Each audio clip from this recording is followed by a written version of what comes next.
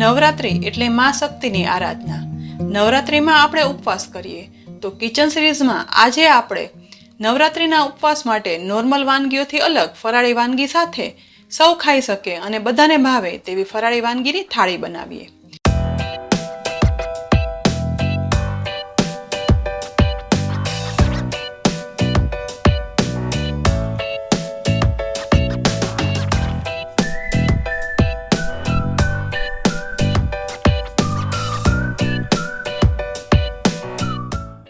ફરાળી વાનગી બનાવવાની શરૂઆત આપણે ખીર બનાવવાથી કરશું.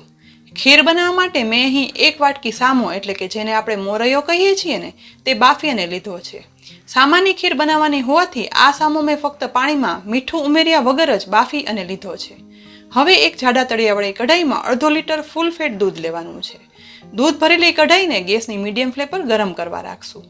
માત્ર 2 થી 3 મિનિટમાં દૂધ ગરમ થઈ અને તર વળવા લાગી છે. તો હવે તુરંત જ એક વખત ચમચા વડે તરને ઉકળતા દૂધમાં મિક્સ કરી દેવાની છે.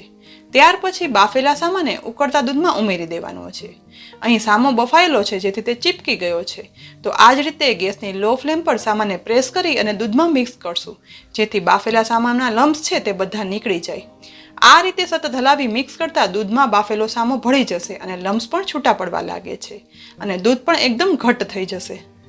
નોર્મલ આપણે ઉપવાસમાં દૂધીની ખીર કે સાબુદાણાની ખીર બનાવતા હોઈએ છીએ, પણ સામાની ખીર બનાવવામાં પણ સહેલી છે અને તે ખાવાથી પેટમાં ભાર પણ નથી લાગતો.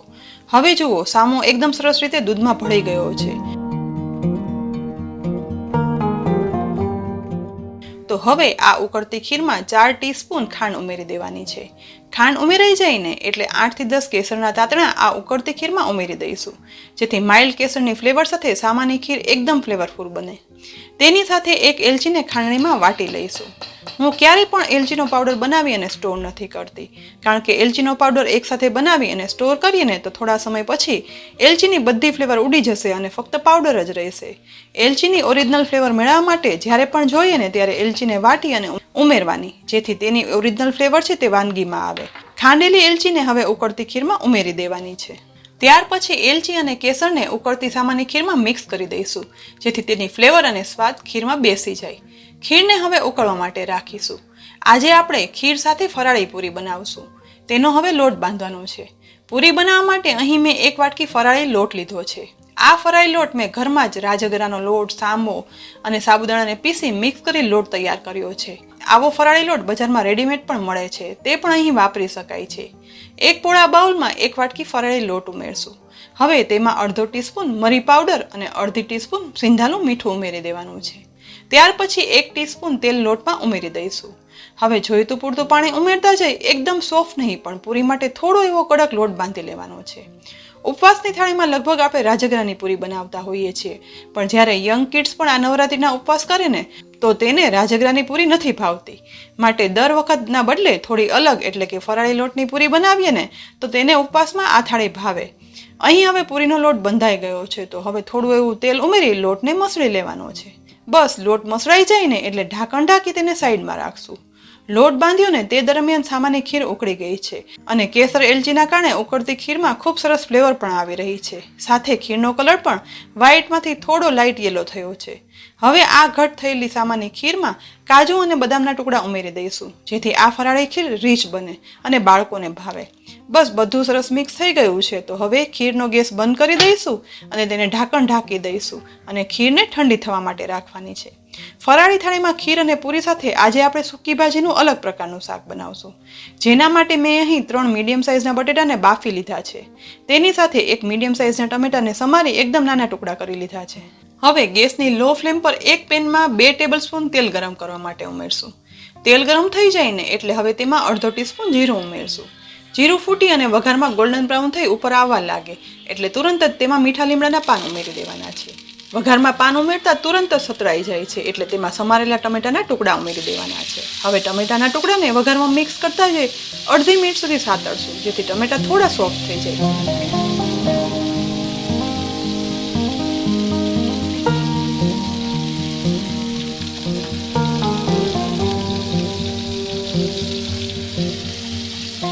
માત્ર અડધી મિનિટમાં જ મિક્સ કરતા સતરાતા ટમેટા થોડા એવા સોફ્ટ થઈ ગયા છે. અહીં મેં બાફેલા બટેટાના ટુકડા કરી લીધા છે. તો હવે આ બાફેલા બટેટાના ટુકડા વઘારમાં ઉમેરી દેવાના છે. બટેટા ઉમેર્યા પછી તેમાં 1 ચમચી આદુ મરચાંની પેસ્ટ ઉમેરી દઈશું. સાથે અડધી ટીસ્પૂન સિંધાલું મીઠું ઉમેરવાનું છે.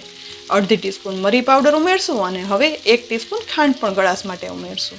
તેની સાથે અડધા લીંબુનો રસ ખટાશ માટે ઉમેરી દેવાનો છે. લીંબુ ઉમેરાઈ જઈને પછી બધા મસાલા શાકમાં મિક્સ કરી શાકને સાતળશું, જેથી ખાંડ ઓગળી જાય અને શાકમાં બધા મસાલા સ્વાદમાં ભળી જાય.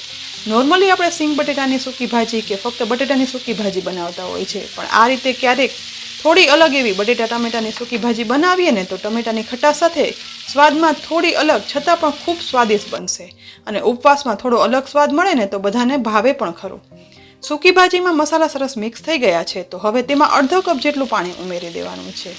બહુ વધારે નહીં, પણ થોડું પાણી ઉમેરવાથી બટેટા ટમેટાની આ સૂકી ભાજી થોડી લિક્વિડી અને રસાવાળી થશે અને ખાવામાં પણ કોરી કોરી નહીં લાગે. બસ હવે છેલ્લે થોડી વધારે કોથમીર આ સૂકી ભાજીમાં ઉમેરી દઈશું અને એક વખત મિક્સ કરશું. ટમેટા બટેટાની સૂકી ભાજી બની અને તૈયાર થઈ ગઈ છે. તો હવે ઢાંકણ ઢાંકી તેને સાઈડમાં રાખશું. આજે આપણે આ ઉપવાસની થાળીમાં એક વડા બનાવવાના છીએ, પણ એ પહેલાં આ વડા સાથે ખાઈ શકાય તેવી ફરાળી લીલી ચટણી બનાવી લઈએ. મેં અહીં 5 થી 6 લીલા મરચાં અને 50 ગ્રામ જેટલી કોથમીર સમારી અને રાખ્યા છે. તો મિક્સરમાં ચટણીનો જાર લઈશું અને તેમાં સમારેલા મરચાં ઉમેરશું અને ત્યાર પછી કોથમીર પણ ઉમેરી દેવાની છે. હવે ઉમેરેલા કોથમીર મરચાંમાં થોડા શેકેલા સિંગદાણા પર ઉમેરી દેવાના. સાથે અડધી ટીસ્પૂન આદુની પેસ્ટ ઉમેરશું અને અડધી ટીસ્પૂન સિંધાલું મીઠું ઉમેરશું. 2 ટીસ્પૂન ખાંડ ઉમેરી દેવાની છે અને છેલ્લે ખટાશ માટે અડધા લીંબુનો રસ ઉમેરશું. ત્યાર પછી જારને ઢાંકણ ઢાંકી ચટણી પીસી લેવાની છે. પીસ્યા પછી ગ્રીન ચટણી બની અને તૈયાર થઈ ગઈ છે. તો હવે તેને એક બાઉલમાં કાઢી લઈશું. ચટણી તો બની અને તૈયાર થઈ ગઈ છે, પણ હવે આ ચટણી જેની સાથે ઉપયોગમાં લેવાની છે તેવા આજે આપણે ફરાળી વડા બનાવી લઈએ. અહીં મેં 100 ગ્રામ સાબુદાણાને 4 કલાક માટે પલાળી રાખ્યા હતા. સાથે એક બાફેલા બટેટાને મેશ કરી લીધું છે અને થોડા સિંગદાણાનો અધકચરો ભૂકો કર્યો છે. તેની સાથે 2 ચમચી આદુ મરચાંની પેસ્ટ, સમારેલી કોથમીર તથા અડધું લીંબુ લીધું છે. બધું જોઈને તમને ખ્યાલ આવી જ ગયો હશે કે આજે આપણે ઉપવાસની આ થાળીમાં સાબુદાણા વડા બનાવવાના છીએ. એક પોળા બાઉલમાં આ પલાળેલા સાબુદાણા ઉમેરી દેવાના છે. તેમાંથી પાણી બિલકુલ નિતારી લેવાનું છે. સાબુદાણા પલાળવામાં એકદમ જોઈતું પૂરતું પાણી ઉમેર્યું હતું ને, માટે પલાળ્યા પછી સાબુદાણા એકદમ છૂટા રહ્યા છે. હવે સાબુદાણા સાથે મેશ કરેલા બટેટા પણ ઉમેરી દઈશું. સાથે સિંગદાણાનો ભૂકો પણ ઉમેરી દેવાનો છે. તેની સાથે 2 ચમચી આદુ મરચાંની પેસ્ટ પણ ઉમેરશું, જેથી સાબુદાણા એકદમ તીખા તમતમતા બને. સાથે સમારેલી કોથમીર પણ ઉમેરી દેવાની છે. બધું ઉમેરાઈ જાય ને એટલે આ મિક્સમાં 3/4 ટીસ્પૂન સિંધાલું મીઠું ઉમેરવાનું છે. સાથે અડધા લીંબુનો રસ પણ ઉમેરશું. બસ હવે બધું હાથ વડે એકદમ સરસ મિક્સ કરવાનું છે. સાબુદાણા વડા બનાવવા પણ સહેલા છે અને સ્વાદમાં પણ એકદમ ચડિયાતા બને છે. વળી ઉપવાસની વાનગીમાં અલગ અલગ ફરાળી વસ્તુ સાથે આ સાબુદાણા વડા હોય ને તો બધાને અલગ અલગ વાનગી ભાવે. સાબુદાણા, બટેટા અને મસાલા સહિત હવે બધું સરસ મિક્સ થઈ ગયું છે. આ સમયે આ મસાલાનો ટેસ્ટ કરી જોવાનો. જો સ્વાદમાં કંઈ પણ ઓછું લાગે ને તો ઉમેરી દેવાનું. મસાલો તૈયાર થઈ જાય ને એટલે હાથમાં થોડો મસાલો લેવાનો અને આ રીતે ટિક્કી શેપ વાળી લેવાનો છે. બટેટા અને સાબુદાણાની સ્ટિકીનેસ હોવાને કારણે મસાલામાંથી તુરંત જ ટિક્કી શેપ આવી જાય છે અને ઉપરથી કંઈ અલગ લેયર પણ બનાવવું નથી પડતું. સાબુદાણા વડાનો સરસ ટિક્કી શેપ આવી ગયો છે. તો હવે તેને એક ડીશમાં કાઢી લઈશું અને આ જ રીતે ધીમે ધીમે બધા મસાલામાંથી સાબુદાણા વડા બનાવી અને તૈયાર કરી લેવાના છે. સાબુદાણા વડા વાળવાની શરૂઆત કરીને તે પહેલાં મેં ગેસની મીડિયમ ફ્લેમ પર તળવા માટે તેલ ગરમ કરવા રાખી દીધું હતું. અહીં હવે બધા સાબુદાણા વડા વળાઈ ગયા છે. તો હવે ગરમ થયેલા તેલમાં એક પછી એક 5 થી 6 સાબુદાણા વડા તળવા માટે ઉમેરી દેવાના છે. આપણને એમ થાય કે વડામાં સાબુદાણા અને બટેટા છે, માટે આ વડા ગરમ તેલમાં તળવા મૂકીએ ને તો તે તવામાં નીચે ચીપકી જશે, પણ અહીં એવું બિલકુલ નહીં થાય. તેલમાં તળાઈને સાબુદાણા વડા ફૂલી અને ઉપર આવવા લાગે છે. એટલે હવે વડાની સાઈડ ચેન્જ કરી બીજી સાઈડ પણ તળવા માટે રાખીશું.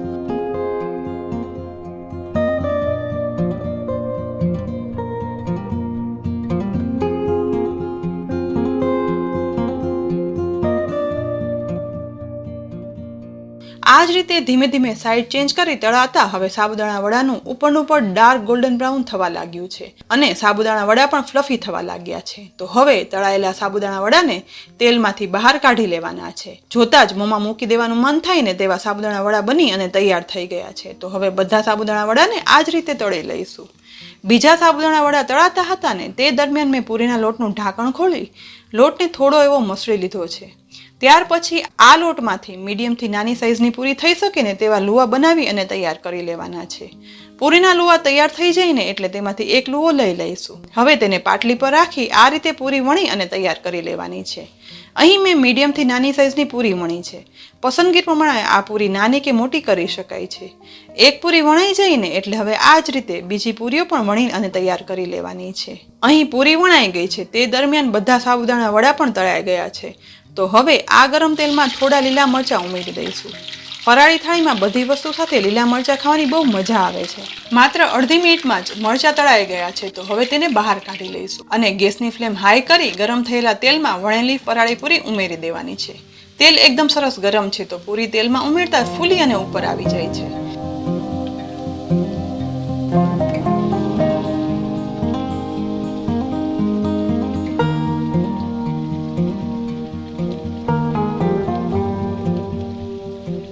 બંને સાઈડ ચેન્જ કરતા જઈ પૂરી હવે તળાઈ ગઈ છે. તો આ તળાયેલી પૂરીને ડીશમાં બહાર કાઢી લઈશું અને હવે બીજી પૂરીને પણ તેલમાં ઉમેરી તળી લેવાની છે.